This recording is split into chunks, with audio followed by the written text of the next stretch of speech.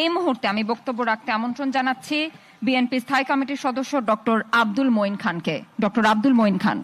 আমি এখানে কোনো বক্তব্য দেওয়ার জন্য আসিনি। আমি এখানে এসেছি আপনাদের বক্তব্য শোনার জন্য।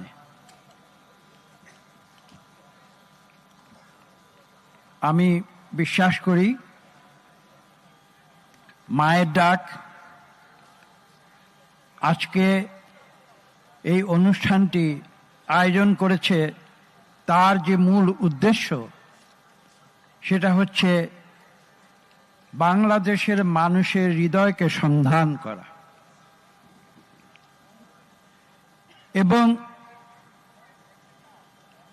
এই সন্ধানের মাধ্যমে তারা বাংলাদেশের সত্যকে খুঁজে পাবে। সেই সত্যটি কি?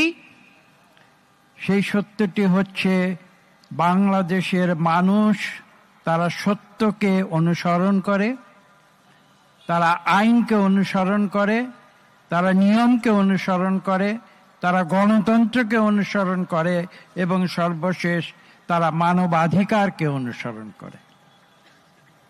বাংলাদেশের মানুষ নিয়ে অনেক কথা বলা যায়, কিন্তু একটি বিষয় কিন্তু সত্য। আমি নিজের অভিজ্ঞতা থেকে বলছি, বাংলাদেশের মানুষকে যদি দুটি হাতে দুটি জিনিস দেয়া হয়, এক হাতে যদি দেয়া হয় অর্থ, বিত্ত, বৈভব, সম্পদ, আর অন্য হাতে যদি তাকে দেয়া হয় যে তুমি পাবে গণতন্ত্রের অধিকার, তুমি পাবে কথা বলার অধিকার, তুমি পাবে ভোটের অধিকার, তাহলে বাংলাদেশের মানুষ কিন্তু সেই অর্থ, বিত্ত, বৈভবকে বিসর্জন দিয়ে তাদের যে মৌলিক অধিকারগুলোর কথা আমি একটু আগে বলেছি, সেই অধিকারগুলোকেই তারা ছিনিয়ে নেবে। এখানেই বাংলাদেশের মানুষের মহত্ব, এখানেই বাংলাদেশের মানুষের কৃতিত্ব। বাংলাদেশে বিগত 15 বছরে কি হয়েছিল আপনারা বক্তাদের মুখে শুনেছেন এই কথাগুলো। আজকে আমরা কেন সমবেত হয়েছি? আমরা আজকে কাদের স্মরণ করছি? যাদেরকে গুম করা হয়েছিল, যাদেরকে খুন করা হয়েছিল। কেন? একটি মাত্র কারণে, কারণ তারা একটি স্বৈরাচারী সরকারের যে বক্তব্য, সেই বক্তব্যের সঙ্গে ভিন্ন মত পোষণ করেছিল। কিন্তু একথা তো পৃথিবীতে কেউ অস্বীকার করতে পারবে না যে ভিন্ন মত যদি না থাকে তাহলে গণতন্ত্র থাকতে পারে না। কাজেই সেই কারণে আমাদের সহকর্মীরা যারা গণতন্ত্রে বিশ্বাস করে, যারা বাংলাদেশের শক্তিতে বিশ্বাস করে, যারা বাংলাদেশের আদর্শকে বিশ্বাস করে, তারা নিজের জীবন বাজি রেখে তারা যুদ্ধ করেছিল। এবং সর্বশেষ জুলাই আগস্টের যে অভ্যুত্থান, সেই অভ্যুত্থানে ছাত্র জনতা তাদের বুকের রক্ত ঢেলে দিয়ে বাংলাদেশকে নতুন করে আবার স্বাধীন করেছে। আজকে আমরা একদিকে যেমন গুম খুনের শিকার বিগত দশক ধরে তাদের প্রতি শ্রদ্ধা জানাই, পাশাপাশি আমরা শ্রদ্ধা জানাই বিগত জুলাই আগস্টের ছাত্র জনতার বিপ্লবে যারা নিজের জীবন দিয়েছে। আমরা জানি যে হাজার হাজার মানুষ বুকের রক্ত ঢেলে দিয়েছে, হাজার হাজার মানুষ আজকে আহত হয়েছে, পঙ্গু হয়েছে, হসপিটালে আজকে আমি দেখতে গিয়েছি তাদের চক্ষু হারিয়েছে। তাদের মধ্যে প্রতিনিধিরা আজকে এখানে ছিলেন, আমরা তাদের বক্তব্য শুনেছি, তাদের কান্না শুনেছি, তাদের আকুতি আমরা শুনেছি। কেন? তারা জীবন দিয়েছে, কিন্তু তারা কোনোদিন তাদের স্বাধীনতার আকাঙ্ক্ষাকে বিসর্জন দেয়নি, তারা গণতন্ত্রের আকাঙ্ক্ষাকে বিসর্জন দেয়নি। তারা জীবন দিয়ে প্রমাণ করেছে যে তারা পৃথিবীর ইতিহাসের সাক্ষী হয়েছে। কেন? এই যে মানুষের যে আন্দোলন, আমরা যে বিগত জুলাই আগস্টের আন্দোলন দেখেছি, এটা কিন্তু আমি কোনো বিচ্ছিন্ন ঘটনা মনে করি না। হাজার হাজার বছর ধরে মানব সভ্যতার ইতিহাস যদি আপনারা পর্যালোচনা করেন, তাহলে দেখবেন যে যুগ যুগ ধরে মানুষ কিন্তু নিজের জীবনকে বাজি রেখে তারা যুদ্ধ করেছে কেন? মানুষের অধিকার প্রতিষ্ঠার জন্য। আজকে ইন্টারন্যাশনাল হিউম্যান রাইটস ডেতে এসে আমরা সেই সম্মান আজকে বাংলাদেশের মানুষকে দিতে চাই যারা মানুষের অধিকারের জন্য জীবন দিয়েছে।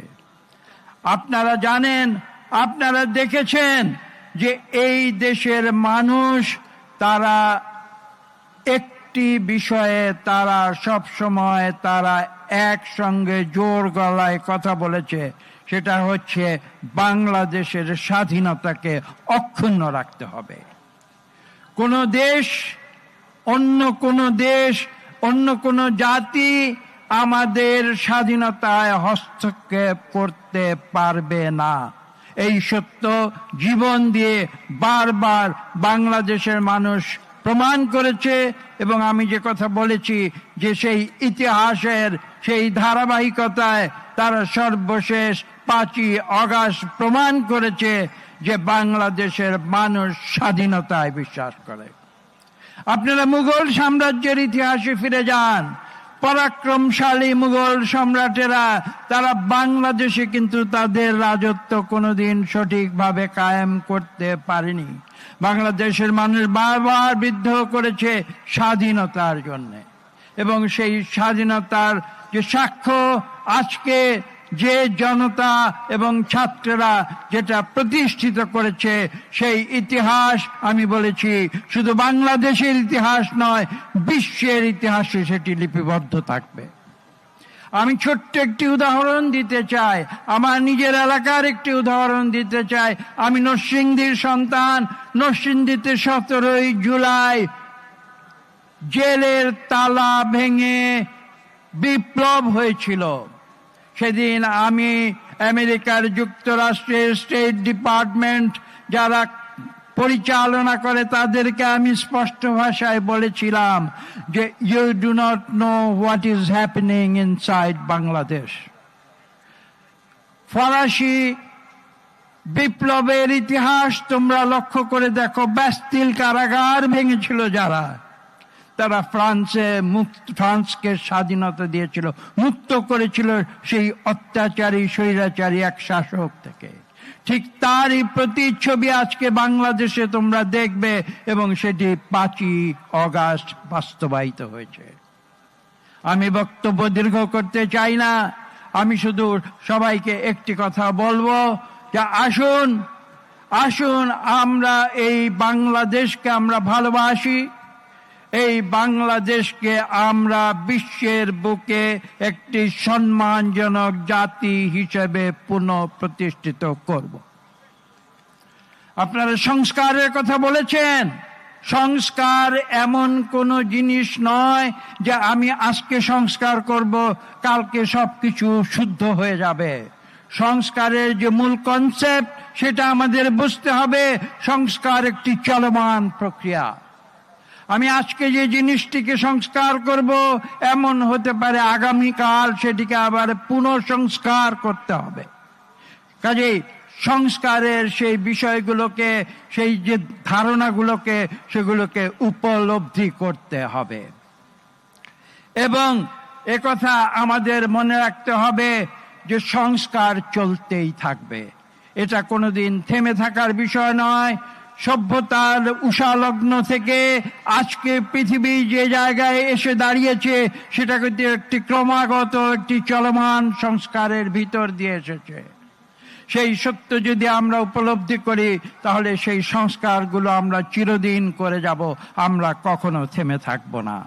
এখানে আরেকটি কথা বলা প্রয়োজন। আমরা বিভিন্ন সংস্কারের কথা বলছি, আমরা সংবিধান সংস্কারের কথা বলছি, আমরা নির্বাচন সংস্কারের কথা বলছি, আমরা বিচার বিভাগ সংস্কারের কথা বলছি, আমরা প্রশাসন সংস্কারের কথা বলছি, আমরা পুলিশ সংস্কারের কথা বলছি। কিন্তু আমাকে ক্ষমা করবেন, আমি স্পষ্ট ভাষায় আজকে বলে দিতে চাই যে অপ্রিয় একটি কথা, সেটি হচ্ছে কোন সংস্কারে কোনো কাজ হবে না যতদিন পর্যন্ত না আমরা নিজেদের সংস্কার নিজেরা করি।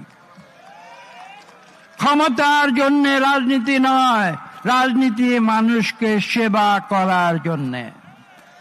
আজকে এখানে তথ্য উপদেষ্টা উপস্থিত আছেন।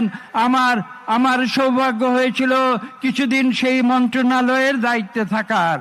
আপনারা জানেন আমি নীতির সঙ্গে আপোষ করি নাই, আমি তথ্যমন্ত্রীর পদ থেকে পদত্যাগ করেছিলাম নীতিগত প্রশ্নে। আমি সংবাদপত্রের স্বাধীনতায় বিশ্বাস করি। আজকে সংবাদপত্রের প্রতিনিধি যারা এখানে আছেন, আপনাদের উপরে আজকে জাতির ক্রান্তি লগ্নে বিরাট এক দায়িত্ব অর্পিত হয়েছে। আপনারা সেই দায়িত্ব থেকে কোনোভাবেই বিচ্যুত হবেন না। বিগত 15 বছর আমরা জানি, ইচ্ছায় হোক অনিচ্ছায় হোক আপনারা সত্য কথা বলতে পারেননি। আজকে কিন্তু সেই বেড়াজাল ভেঙে গিয়েছে। আমি আপনাদের উপর দাবি করব, আপনারা সত্য প্রকাশ করুন, মানুষের কাছে সত্য পৌঁছিয়ে দিন। এটা আপনাদের পবিত্র দায়িত্ব। আমি বক্তব্য দীর্ঘ করব না বলেছি। আমি আজকে এই প্রত্যাশা ব্যক্ত করি, একটি কথা বলে শেষ করব। আমরা যদি মানুষের সেবায় আমরা অটল থাকি, তাহলে আমরা এই বিশ্বাস আমরা করব যে কোনো ব্যক্তির চেয়ে দল বড়, দলের চেয়ে দেশ বড়। এই প্রত্যাশা ব্যক্ত করে আমি আপনাদের সকলকে ধন্যবাদ জানিয়ে আমার বক্তব্য শেষ করছি। আল্লাহ হাফেজ।